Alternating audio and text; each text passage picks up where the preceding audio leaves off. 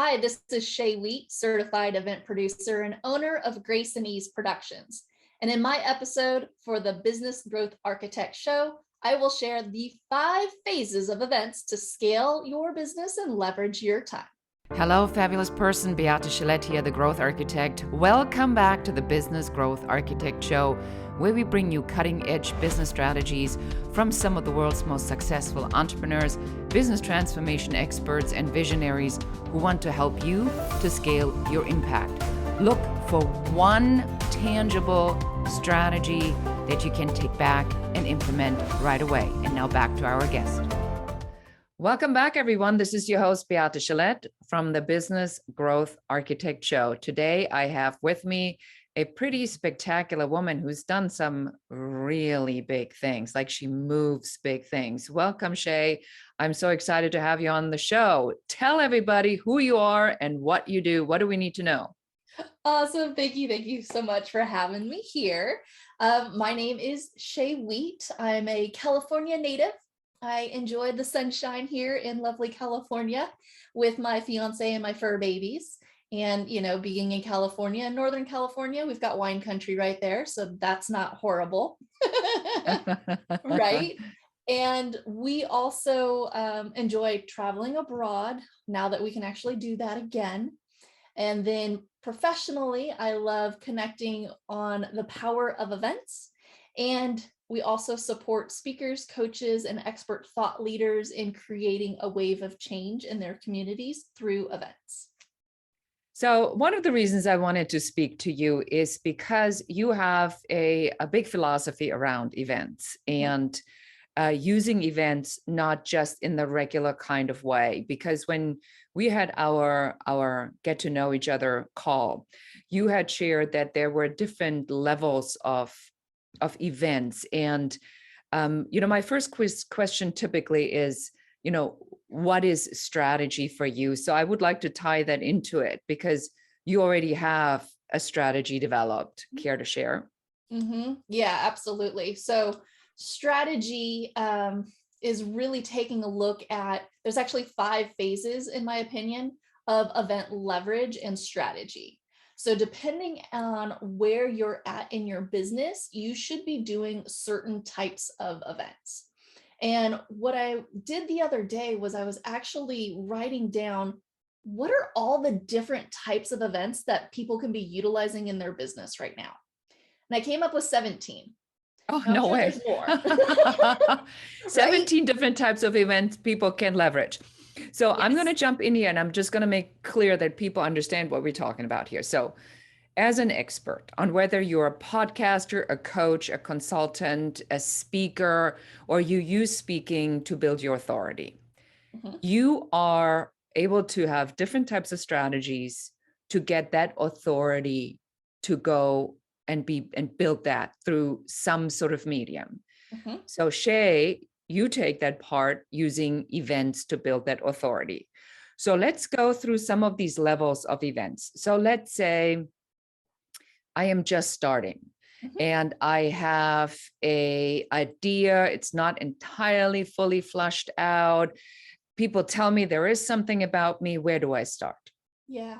Well, if you're super brand new to business, or maybe you're starting a brand new leg of business, you're in phase 1, and that's the validation phase.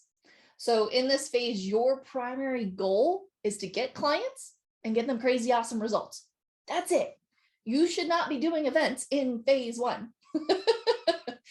This is where you're really doing the market research. You're making offers, you're modifying your offer based on what you're learning, and then you're making more offers to get to the point where you now have 8 to 10 full rate paying clients and you're getting them crazy awesome results.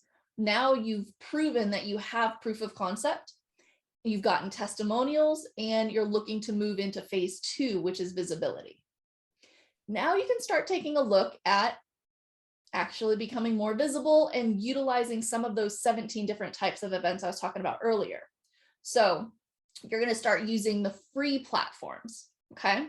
Your Facebook Lives, your Clubhouse rooms, your Instagrams. You're going to also want to take a look at being a guest on other people's stages. So with that, you're going to want to look at webinars, podcasts, summits. And then thirdly, you're going to want to take a look at sponsoring events. And by this, I mean, you are actually being a speaker sponsor on somebody else's event, where they are bringing in your ideal audience and you are gaining visibility with what it is that you do and being of service to that audience by giving some type of free lead magnet. In phase 2, your goal is to start bringing in all of the leads, booking more strategy calls, having more conversations, making more offers to the point where you are reaching $5,000 or more a month consistently. That's Excellent. how you move through the different types of phases. Okay, great. And so now we are in the third phase. So now I got my stuff together, right? And now Yes. I'm like, I think I'm ready for a bigger stage. Now now it starts to get a lot more interesting, right? Exactly. So tell us about that. Yeah. What is so powerful about now phase number 3 and up? Yep. 3, 4, and 5, you are continuing, you'll never stop growing your list, right? But you're going to start doing it in a way that are bigger stages. So phase 3 is grow. And this is where you're increasing your visibility by creating your own stages. Okay. This is where you're going to start looking at hosting a masterclass, a webinar, a summit. You can look at maybe even becoming your own podcast host and obtaining larger speaker sponsorships. Because in phase 3, you're wanting to get to the point where you're consistently bringing in about $10,000 a month consistently in order to move into phase 4.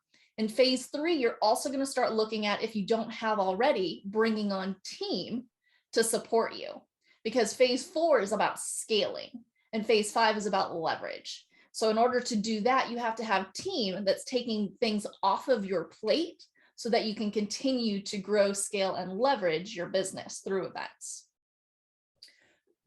Excellent. So I'm going to sum this up. Now, if we are using events as a strategy to grow our business, we first have to be super aware of where we really are. And I made the mistake that when I was very early on, I was really in phase number 1. I produced my own event. And $25,000 later, and not a single client later, I had learned a very expensive lesson, which is do not think that you built it and they will come. That does not work in events, especially if there's everybody else out there running these events. They just make it look so easy because they hire people like you to do this. But in the real world, it's a lot more difficult to get butts in the seats. So you're saying that in order to use my own events, I need to be clear about the different types of events, put them in a particular kind of category in phases, and then know what the marker is that I'm ready for the next big event. Yes. So let's talk about, in all of these pieces, you got to have a favorite strategy here that is like your favorite strategy on how to use events. And you've done events for Lisa Nichols and some really big hitters and big names in the industry. So what's like your favorite strategy when it comes to events? Yeah, my favorite event is 3-day sales and enrollment events. Now, this is going to be a phase 4, phase 5 type of event because at this point you have proof of concept, you know how to, bring people into smaller events. You've got a list, you've got team, and now we can really start looking at scaling and leveraging your event to the point where you are filling your 6-month, year-long group coaching program in 3 days. In 3 days, I have clients just a couple of months ago, one made $2.1 million in 3 days. So now I'm going to be devil's advocate here and I'm going to say, well, that sounds really good, but that only happens to other people. Isn't this, it's easy for Lisa Nichols to do that because, she has the credibility. So how does somebody who has a solid business, but maybe not the name recognition, what is a solid strategy for somebody like that? A realistic, solid strategy, or maybe it doesn't have to be realistic because we talk about mindset all the time, right? You got to believe it so it can happen too. But where would that person go and say, okay, I don't think I can put 500 seats in an event. Mhm. Is it still worth it to do 3-day events with 25 people, with 50 Oh, people? yeah. Yeah, absolutely it is. We've got people that are doing 50-person events and still making 5 and 6 figures from 50-person events, especially if it was a 50-person 3-day event. Because the difference between like a 1-day sales and enrollment event and a 3-day is the time that you spend with the audience, taking them on a journey, right? So it's this arc, kind of like a movie. So instead of you're watching, like the audience member watching the movie, they're actually experiencing the movie. The way that we craft the run a show is that they have an experience. And whether or not they do business with you or not, they still are going to end with an event promise that will give them results if they take action, right? So in an example of a 3-day sales and enrollment event where you have, let's just say, a $10,000 offering. You have 50 people in the room. I'm just going to pull out my calculator real quick here. 50 people in the room at the time of the offer. And let's just say you have a 15% close ratio. We know that a percentage of people will say yes. So that means 7 people, we'll round down. 7 people say yes to your $10,000 offer. That's $70,000. And so now an event like that will cost me what, around $25,000, $35,000 to facilitate over 3 days? It depends. Yeah, it depends on what it is that you're doing. So we'll do events that are virtual live, that you can be in your own home office like this, and the entire team is virtual. We can build a studio in your office and have team on site with you. Or we can, go much, much bigger and be in hotels or be in a hotel suite or Airbnb or what have you. So you can go really, really low tech, but still really high engagement. Or you can go really big and have all the bells and whistles. But yes, you can do it for pretty decent price so that you have a nice profit margin. So again, what I'm hearing, what I want to point out is that I think we all are pretty jaded with the event industry or the internet marketing approach to events, which has not always gotten a really good reputation about cook them until soft and then, and then take them to the cleaners. So what we want is that as we are going out and we are, this podcast is about strategy, about growing your authority and scaling your impact. Mm-hmm. So if you are a mission-driven or an impact-driven entrepreneur or business owners, it's really about finding the vehicle that gets that impact message out so you can impact more people, because that is the whole piece. So what's the advantage of doing a virtual versus a live event? On a live event, if you don't sell the seats, everybody will know, because you look around and the seats are empty. And I've been in places where they said, oh, we have only 2 seats left, and then you come in there and you go like, oh no, you have like a lot of seats left that you didn't sell. Yeah. On a virtual, is there a risk factor that I need to pay attention to as a business owner when I go in? What do I need to know? What should I tell myself, other than wishful thinking is not a strategy, but what is the strategy? No, yeah. So there's a couple of key points in there. One, our virtual events are live events. So they're not pre-recorded, they're not webinars, they're not live streams. They are live events. So the only difference is where we're hosting it, right? Are we hosting it virtually or are we hosting it in person? So that's one distinction that I want to make sure people are aware of. The second one is, how do we end up filling the room? And you want the strategy. So we end up using something that's called a ticket map. And a ticket map it's a simple spreadsheet, right? But it's listing out and strategically looking at how we're going to fill the room. So for example, if we have that goal of 50 people, if you were drawing out a piece of paper, you're going to have a couple of different columns. The first column is going to be the opportunity or the ticket source. This is all the ways you plan on reaching your audience. Is it an email list to a webinar? Is it sponsorship? Is it referrals? Is it product sales? Is it speaking engagement? Is it joint venture partner calls? Is it past clients? Like, what are all the different ways that you're going to go ahead and engage your audience and offer them a ticket to attend your event? The second column is going to be the anticipated number of prospects in the room, right? So if you're going to do a speaking gig that has 10 people in the room, you do that 5 times, we're looking at 50 people as an anticipated number. Then the next column is your anticipated conversion. It'll give you your projected ticket sales, and then you'll get your total sales. So you go through and fill this out as an exercise. And we do this with every single one of our clients because we want to do business based on the numbers.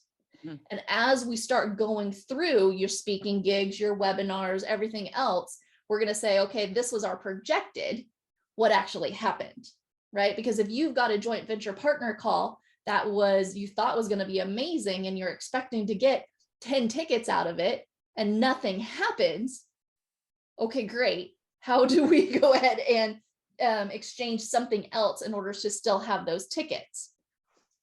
So that's one of the strategic things that we utilize in looking at the numbers to make it so we are going to have a very successful event of having people in the room. Once they're in the room, we do a number of different things in crafting the run a show so that it is engaging and people are gaining value out of it, whether they do business with you or not. I love that. I mean, I do know quite a few event planners. How can I not? I've been in this industry for a long time, but I don't think I've ever heard of somebody doing so much on the pre-production piece. Usually, what I like about your model, and again, I always want to point it out for the audience so they know what they're listening to, because usually when you go to somebody, they tell you, well, what do you want? And then they try to cater to what you want. But most of the time, the client doesn't know what they want, or they have no knowledge of this particular field. Mm-hmm. So you go to the event planner and they say, well, what do you want? And you go like, I don't even know what the questions are to ask. And so you say, well, I want an event. And they say, well, how many people do you want there? And then you go and you pick a number and you go like, maybe 100. And they say, great. And then so you need a hotel. What's your budget? And suddenly you're going down the wrong rabbit hole of questions because mm-hmm. it's all tactical questions of tactical execution questions.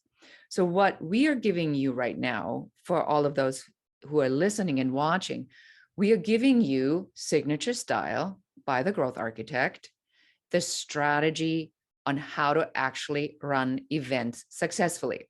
And we're going to give you more strategies in just one moment. We're just going to take a quick commercial break. Thank you.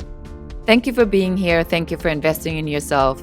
Thank you for taking the time to learn the strategies that will help you to grow your authority and scale your impact. I am Beate Chelette. I am the Growth Architect. And just because you're here and you're listening to the show, I have 2 things that I would like to give you.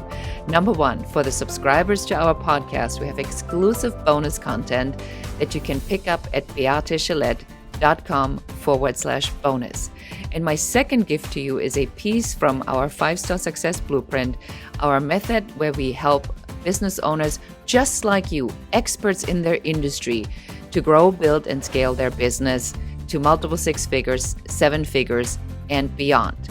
And this particular piece is called the Airtight Avatar, and that is our action guide that will help you to identify who your ideal client is in only 15 minutes. You can pick it up at airtightavatar.com. Thank you so much for listening, and now let's get back to the show. And welcome back. It is Beate Chelette, the Growth Architect, and Shay Wheat talking about the strategy behind events. So we just had made a huge revelation to all of you, is that you kind of have to reverse engineer events. And you can't go and say, I'm doing an event. I think I'm going to have 100 people. But you go in and you say, you hire somebody like Shay, who has an actual strategy in the event facilitation, who will take you through these exercises to tell you, listen up, let's look at the list first. Let's see how big this can be realistically. Mm-hmm. And then now that we have these numbers, then how do I build this up from there? So then I'll have to make the critical decision to say, these people I'm bringing in are from Australia, from the UK, from Canada. What are my chances that they're going to be traveling here? Or this list is from Greater Los Angeles. I am in Los Angeles. Does that change the ball game? Yeah, it does. It absolutely does. If you can have them in person, and then that is something that your audience is craving, absolutely, I would suggest looking at being in person, because we know when we're in person and we're in the energy, we have the meetings after the meetings, right? We're in the hallway, we're at the bar, we're connecting with people after the event itself. And sometimes that's where the biggest breakthroughs happen. Now, if you have a very international audience, that might not be the best feasible opportunity for them to fly over to the States if they're from abroad, right? And just taking a look at what is the promise and what is it that you're looking to gain out of the event, as well as what are they gaining out of the event. So there's actually a few event fundamentals that we walk through with our clients. The one we spoke about a little bit earlier is your audience and the ticket sales, and going through the strategy of figuring out what are the real numbers that we're looking at. Because you can come to me and you can say, I want to put on 1,000-person event. I say, okay, great. Tell me a little bit about your audience. Tell me about your list. How are you planning on having these 1,000 people show up? Because if you have 1,000 people in person, that means you're probably having 1,500 tickets. And they go, I'm sorry, what? You're Wait, like, I want yeah, 1,000 people. Well, that's the no shows. Yes. that's the no-show rate. Exactly. And if you're doing it in person versus virtual, what are the things that you're going to utilize, what we call stick strategy, in order from when they actually purchase the ticket to actually showing up? What are you doing in that time in between, right? Things you have to think through. So that's the first one. The second one is your run a show. What is the arc and the flow of the event? The third one is your offer strategy. Every single event you host has an offer. Doesn't necessarily mean it's a $10,000 offer, but if you're doing a Facebook Live, you have an offer. It could be to your free gift. It could be, type yes, yes in the chat. It could be something that you want them to take action. The fourth one is your support team. There's no way you can do this by yourself, and no way you should want to do this by yourself. We spend a good 100+ hours pre-event in the planning session for our 3-day events. That's just amazing. My team. That's not including your team. That's amazing. And then the fifth one is your budget. Like, let's look at the numbers. Let's not be shocked about what it is that we're really getting into here, and if we need to adjust things around the way. Yes, and I think that's probably the smartest way to look at it. It's like, what are the different pieces of this strategy? Mm-hmm. And then how do we need to adjust them that they'll come out of it? I don't know, if you see this a lot, but I see this, is that sometimes people are afraid to do something they've never done. Mm-hmm. And then they back off before they even started because it's too daunting. Mm-hmm. Or a type number 2 is they don't believe any negative information at all. So they want to it's going to be successful. People are going to show up. I don't know what you don't know what you're talking about. My people love me. They're all going to be there. So what are we going to do with these two types of people? Love them and love them back. Love them. And, with enough grace and ease, say, I hear you. And this is what I'm seeing in the industry. So from my perspective, I can look at what is the conversion rates happening across the board in the virtual space. Where it was 2 years ago to where we are now has shifted. What does it look like in person back on when it looked like years and years ago? That has shifted. Why people are showing up, what people are really craving now. Mental health has been a huge piece of our world recently. And really people are starting to take a look at what's going on for people. I had done a Google search the other day, and out of the top 10 searches, 3 of them were about happiness. How do I be happy with myself? How do I be happy alone? What can I do to be happier? Something along those lines. And so it's like, events really give us an opportunity to be in community.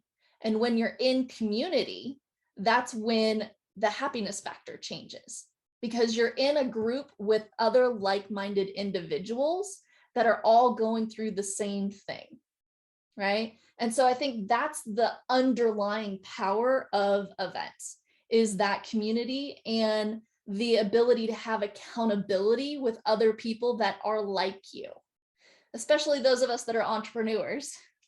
Our family may not totally understand what the heck we do for a living. No, interesting that you say that. My 78-year-old mother, no, 87-year-old mother, my God, I just took off a couple of years, literally just asked me the other day what I did for a living. Like she can't fathom that there is a business consultant, but that's not her realm. So you have to be around people that are in your industry. And you said 2 very important things. You said the power of community. Mm-hmm. Is it a fair assessment to say that now where we are today, the community aspect is more powerful and probably one of your biggest sales tools right now? So what does this say about the audience that I want to have in my room? Yeah, absolutely. It is the biggest thing. And I've actually been bringing that to the forefront of our conversations with my clients, is how are we creating community? Because 2 years ago at the beginning, we were giving information because people were like, I need to do this, I need to change, I need to shift, I need to pivot right away. I need all the information in order to do that. Now we're in a space where people have been isolated and they have nobody to really talk to. So we've changed the way that we created our Run a Show, where before we were giving a lot of information and details and the 15 ways to do X, Y, and Z. Now it's pared back. So in the program, yes, you'll learn the 15 different ways, but in this event, we're going to show you 15, but we're really going to dive deep in 5. And we're going to have you actually experience it a lot more. We're going to have you be in community and breakout session rooms or partner shares or writing exercises, different ways to create the community aspect of it and going deeper versus wide. And I feel that has been one of the biggest shifts that I've seen this year in events. Case in point, we did a personal development event for one of my clients. And that was one of the biggest shifts that we made. I cannot tell you, it was amazing to go afterwards and watch the numbers. The stay rate was phenomenal. I've never seen a virtual stay rate, especially for a personal development event, be that high. And I think it's all because of that engagement. I couldn't agree with you more. I think that that's really another really big takeaway I want everybody to pay attention to. Is it's one thing to know how to teach. Okay. That's the foundation of everything. But where we are going at, and I think part of it is the metaverse and the talk about avatars and virtual engagement rooms and community building. Community building is something that you all need to pay really, really close attention to, because it is to have the information, to just throw it out there and say, here, go learn yourself, entertain yourself. I don't think that's working right now as much. I think what people are really craving is that, how do I get into this engagement where I feel I get to know you, where I challenge myself and my belief systems.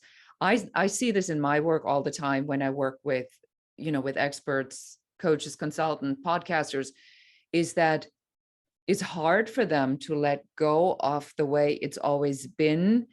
There's still a residual element, I think, Shay, from, is it not going to go back to the way it once was? Yeah, right. No, it won't ever. It will never. I mean, I was looking at some stats the other day that was talking about, I think they interviewed or surveyed over 1,200 people. And as an attendee, 75% will still attend virtual events as in person start to show up. And 84% of those attendees would like to have some type of virtual option.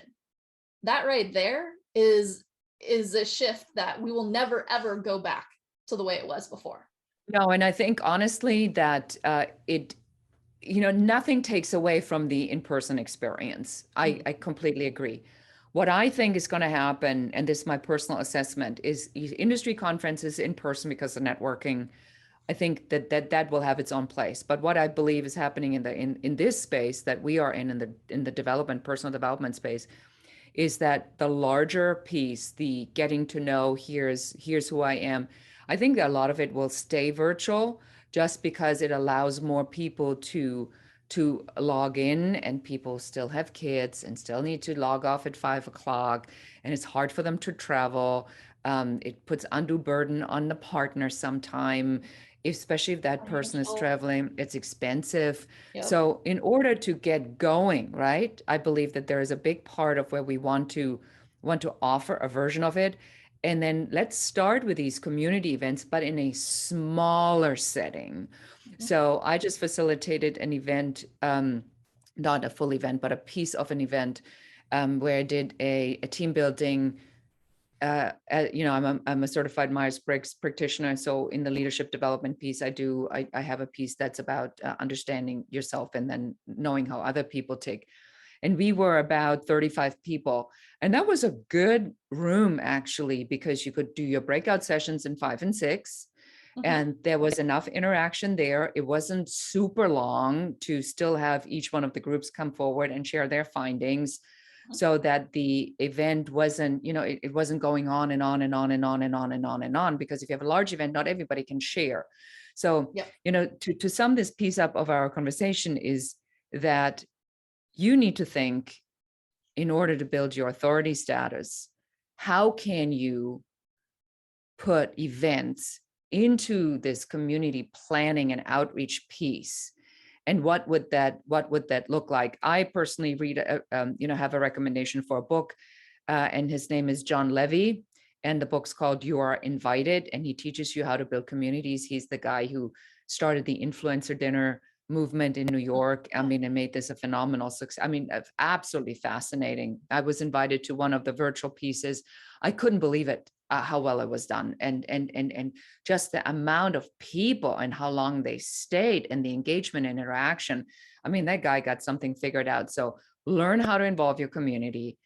Get a good event person like Shay, who doesn't just want to sell you the hotel so she can make her commission, but is your partner in this enterprise to help you be successful. Because Shay, when Shay and I spoke, she understands that if she gets you early and she helps you be successful, you're going to be a client for life. That's what you're looking for. And that's what we want to promote here on the show.